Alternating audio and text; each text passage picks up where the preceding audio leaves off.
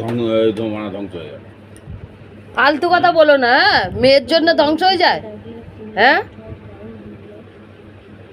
শালা এই যে কুরুক্ষেত্রে যে যুদ্ধ হলো মহাভারতের, কিসের জন্য হয়েছিল? দ্রৌপদীর জন্য। ও তাই বুঝি? দ্রৌপদীর জন্য 100টা ভাই সব মরে গেল। হ্যাঁ হ্যাঁ, দ্রৌপদীর জন্য 100টা ভাই মারা গেছে। দ্রৌপদী বলেছে যে আমার জন্য তোমরা মরো। মেয়ের জাত কি বলতো?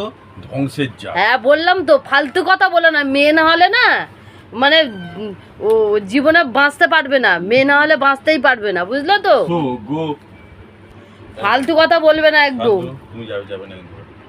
তুমি যাচ্ছ কোথাও? পড়তে বসাও, ওকে পড়াও। তুমি না জানো কে গো?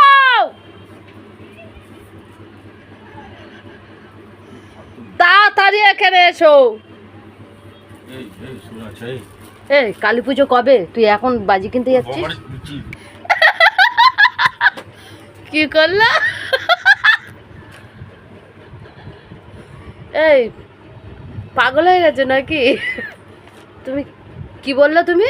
হ্যাঁ তোর বাবা না না, তো কালী পুজো কবে? তুমি আজকে যাচ্ছ বাজি কিনতে?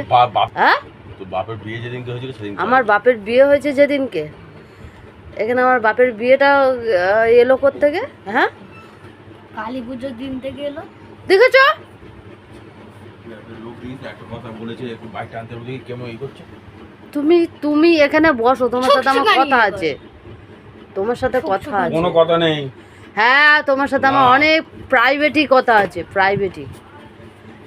এই দেখেছো, ও বাজি নেবে বলে বাবাকে পাঠিয়ে দিচ্ছে। হ্যাঁ জল ছেড়েছে তাই ভর্তি হয়েছে। দুপুরে জল ছিল না তো? তখন জল ছিল না।